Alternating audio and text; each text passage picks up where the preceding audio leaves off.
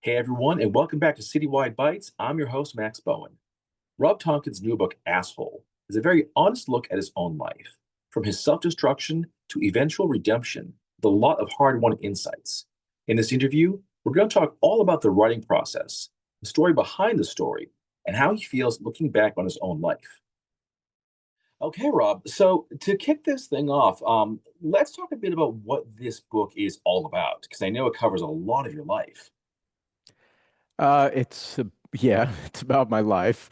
Um, but I think at the core, uh, the book is probably about transformation, Mhm. more than anything else. I had a bumpy road at the beginning, and which a lot of people encounter in their childhood, and then that morphed into um, a career in entertainment and I drive inside of me to make huge changes in my programming. Mhm. That you talk about the bumpy childhood, reading more about this, I know you went through quite a bit actually. In fact, the book synopsis describes you as someone who was born into privilege, but starved of emotional connection. The thing I'm wondering is the early years, how do you think that kind of like shaped you going forward? I didn't have clear boundaries. Hmm. I didn't know um, what a loving relationship felt like. Um I was chasing excitement. Um, I didn't really have a lot of empathy. That was something that I had to learn. Um, Things like that. Okay. Because I was looking at the snapshot section on your site, and you're there with all these like big stars and music and television and such. And I think anyone like looked at that would think, wow, he has everything, right? He's got it all. He knows all the big names. He's well known himself. But I'm guessing that was just kind of a that wasn't really the whole you, was it?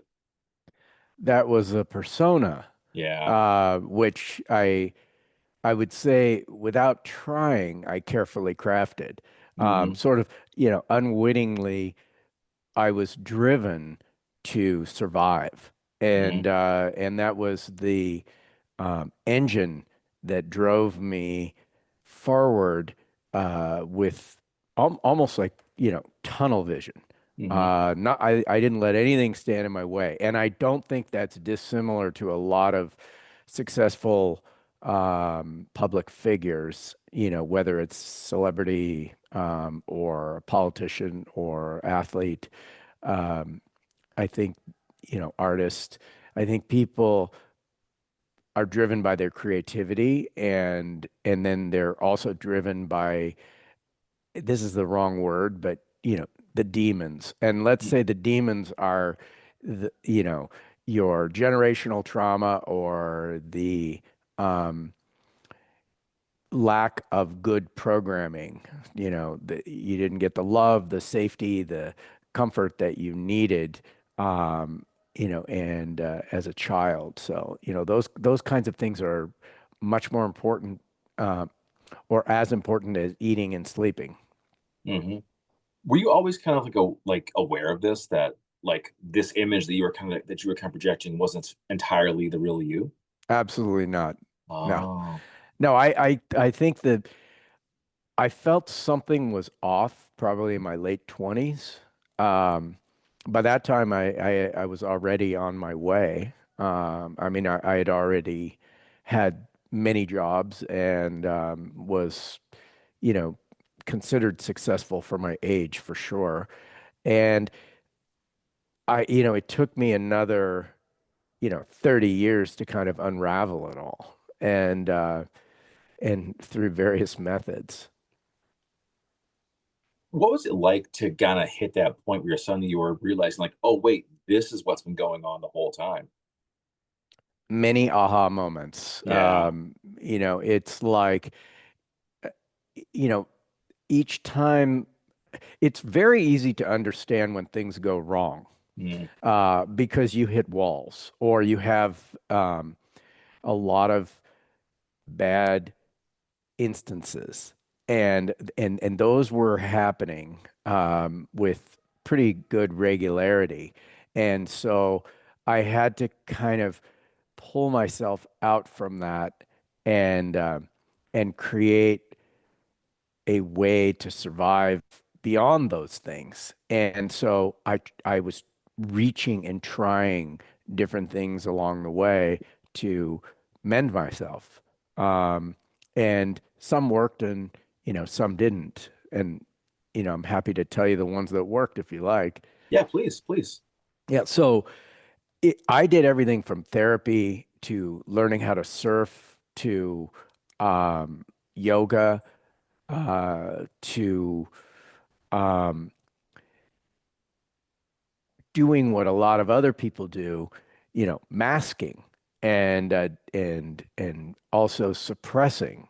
I suppressed a lot of feelings. I suppressed a lot of anger. I suppressed a lot of uh, inner turmoil, and I did that through dissociation, and that happens with, the use of marijuana, alcohol, workaholism, uh, any other compulsions. It was a compulsion for me to make the next big deal. Okay, well, I got, you know, Paul McCartney. Now I need to get you too. And so I would tell myself these things. Once I get that, I'll be then I'll be recognized. Then I'll be validated. Then I'll feel great. And it lasts for, 5 minutes, and nobody really cares. And that does not change a thing. Hmm. I So, hear you, man. I hear yeah. you. Like you. Um, so looking back on your life now, what's your perspective on things? Um, well, I carried a lot of shame, Hmm. for many years. I feel pretty good right now. I feel like I've been through the battlefield and I've come out the other side. And, I think life will be always a work in progress for me. Um, I have learned a lot of tools, um, and I'm I'm in a program that does help from an emotional sobriety standpoint, and and I'm also physically sober um, for almost 6 years. And so that also helped give me a good amount of clarity. It wasn't as if I had um, an addiction in the traditional sense to any substance, but I knew that even a small amount was suppressing and masking, and I wanted to hard hardwire myself to be able to withstand those things, um, and to feel them and to feel everything, whether it's good or bad. And so I'm capable of that now. And I think that I'm a much healthier person because emotional sobriety really is about uh, choosing healthy living and more healthier boundaries. Um, and so I'm do not disturbing right now. Sorry if or I um, may have had a tone go on there. Um, anyway, excuse the interruption. But yeah, I think that the emotional sobriety is a key for me. And if a lot of people don't understand that concept, I've never heard that. I've had a lot of people ask me, "What does that mean?" But it's healthy choices. Hmm. Hmm. Let's go to the choice to chronicle your life in this book, Asshole, which is the title. By the way, I'm not calling him an asshole, folks. That's the actual name of the book. What led you to say, you know what? I should be writing this down and sharing the story. Um, that was a not a straight line. Hmm. It was a very squiggly line.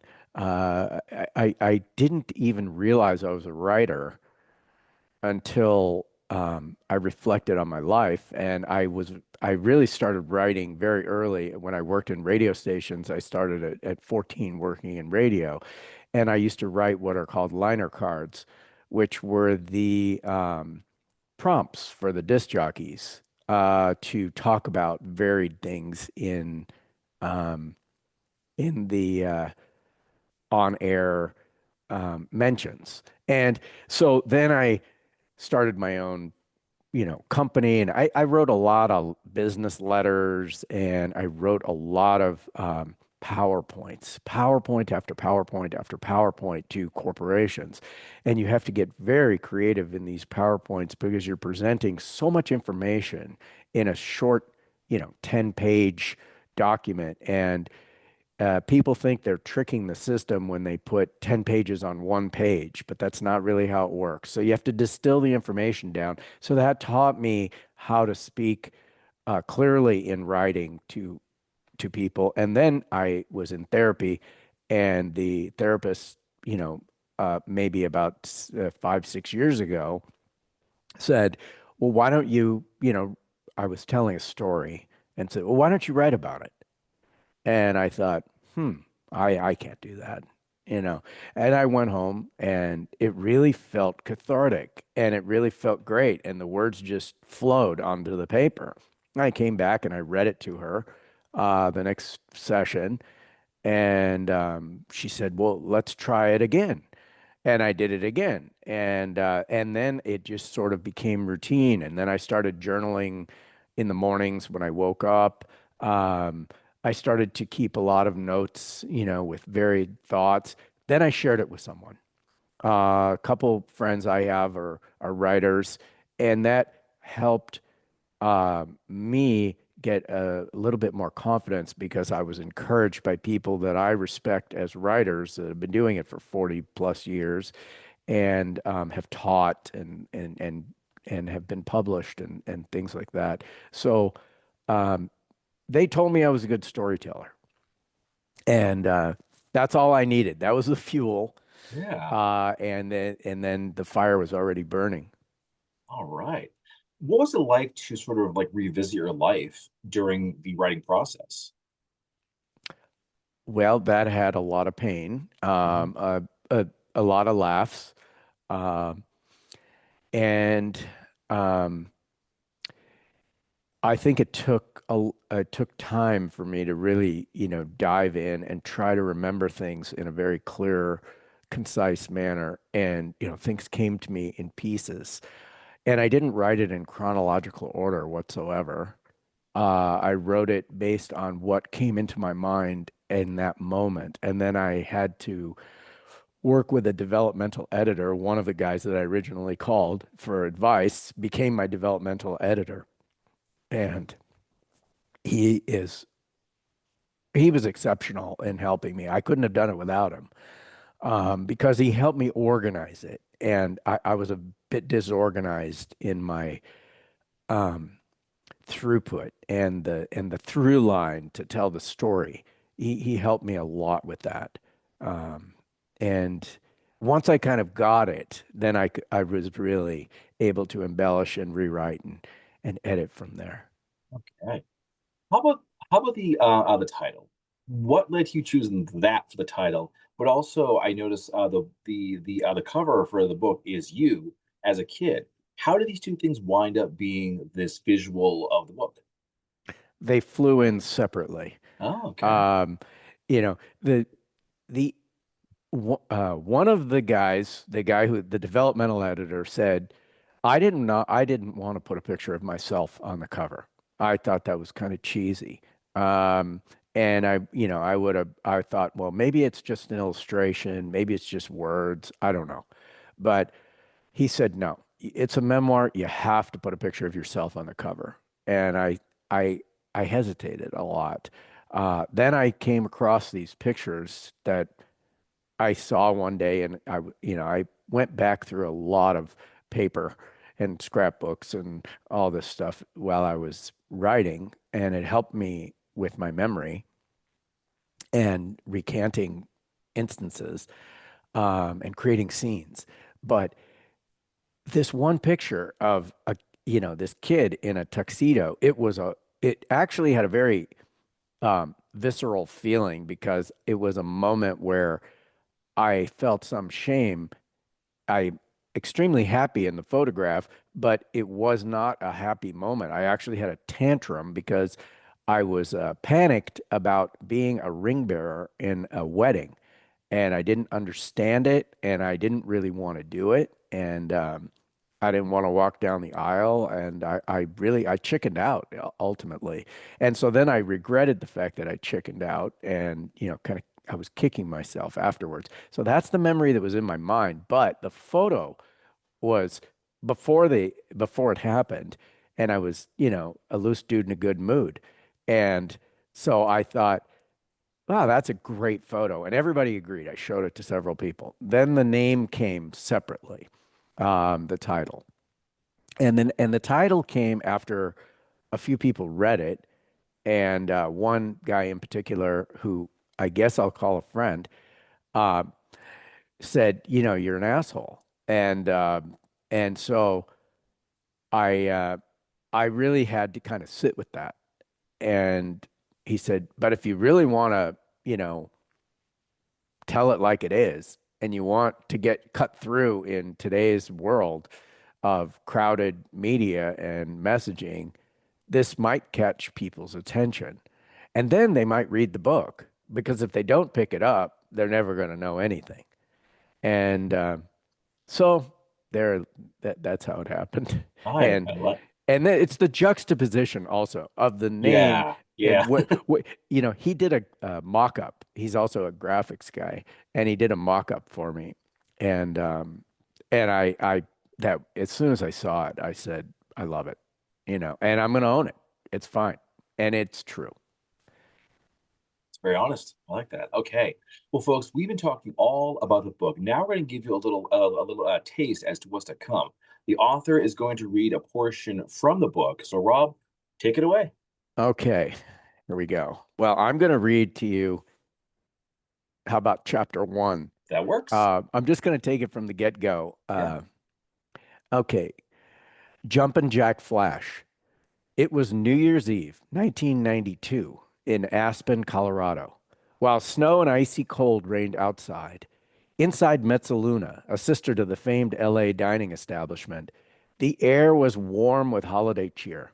The windows were blacked out, covered with rolls of brown craft paper to shield this elite gathering of the rich and famous from Los Angeles, New York, and other hotspots around the globe from the outside world.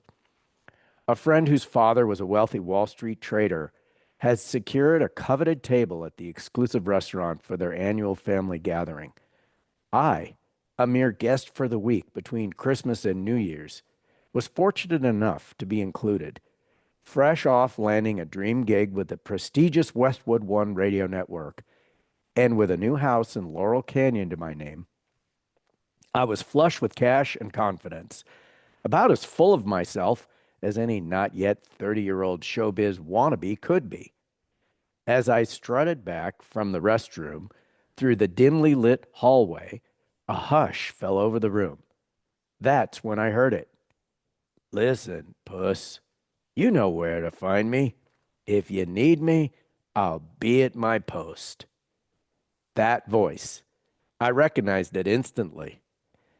It I half turned, and there was Jack Nicholson, looking every bit as charming and yet menacing as he did in his acting roles in Chinatown and The Shining. Nicholson's cadence and delivery are both obscure and iconic. To my young, brash, and immature self, hearing him utter such a cheesy line in my left ear while scooching past him and the lovely woman who had captured his attention was like understanding the afterlife. The loud music and chatter in my right ear suddenly came to a screeching halt for one surreal moment. I had suspended myself above the room, the building, and all of snowy white Aspen. The pickup line was one that only an old school Jack could and would dare to deliver. This was Jack fucking Nicholson, the cockiest of the cocky, the man I, at the time, in my crass youthful naivete, aspired to be, and pictured myself as one day becoming, even though I sensed deep down this was an unattainable goal, an impossible dream. Even among this small crowd of aristocrats, I felt like an outsider, accepted into their circles, but still not one of them. I couldn't stop gawking, but I had to discreetly keep moving. Jack Nicholson, after all, was the coolest of the cool. And all my life, I'd strive to run with the cool kids, to be one of the cool kids. On screen and off, Jack Nicholson was known for his masculinity, his wit, his rebelliousness, and his overly confident, devil may care attitude. He was the pinnacle of Hollywood, the leader of the pack. He represented sex, danger, and good times, all rolled into one person. During my 20s, I was still a boy in search of love and acceptance, and I saw Jack as someone who could provide that. I bought into the whole Hollywood dream that if you're somebody, people will love you. And I believed with all my heart that if I could have just a little bit of what Jack Nicholson had, the fame, the access, then people would love me too. I also saw a lot of myself in Jack. Like me, he had had a turbulent childhood. He grew up believing that his grandmother was his mother and that his young mother was his sister. He only learned the truth at age 37. His early years were challenged by a persistent question mark about who he was, as he struggled with an unhealed wound. A passion for acting during his high school years became Jack's escape and creative outlet. My childhood, too, was marked by confusion, complexity, and emotional upheaval. But, like Jack, I had turned this childhood trauma into the foundation for a career in show business. Little did I know I would go on to see this pattern in many successful people. It would seem to be an escape and form of survival to pursue something with such fervor that it helps soothe inner emotional pain, and sometimes leads to astonishing career success. But the pain, the trauma, is not able to heal that way. Wow. And that's chapter one, folks. Yes, you can see the cover right there. Maybe Chap it's a little blurry. yeah, but wow, what a great opener. And yeah. Rob, what are you hoping people take from reading this book? Hope. Mm. I hope they get hope. Um, look, there is a way to, there are solutions. There are ways to um, find your way out of the asshole you became. Um, and I'm, I think, living proof of that. And it takes a lot of work. Um, you have to face things that are not pleasant. A lot of people live their life where they just want to put things behind them. And unfortunately, in order to heal a wound, you can't ignore it. So I had to go inside a lot of the wounds and I had to really sit with them. And I'm still doing it. Um, I think like I said earlier, I think that I'll be doing that till I'm gone. Okay. Rob, as we bring this thing to a close, the big question we always ask is, will there be more? Do you think there's going to be another book down the road? I think there's a good possibility. I don't know what direction I'm going to go, whether it's going to be something in fiction or nonfiction yet. But I mean, there won't be another memoir, but there could be something else that, has elements of my story, and in a fictional sense. There's some pretty fun stories in the book that are, you know, for some people pretty exciting, and at the time they were very exciting for me. It just depends on what people relate to. But there are scenes driving down, the median of Sunset Boulevard in the middle of traffic on a Friday, hopping curbs and uh, which are pretty crazy. To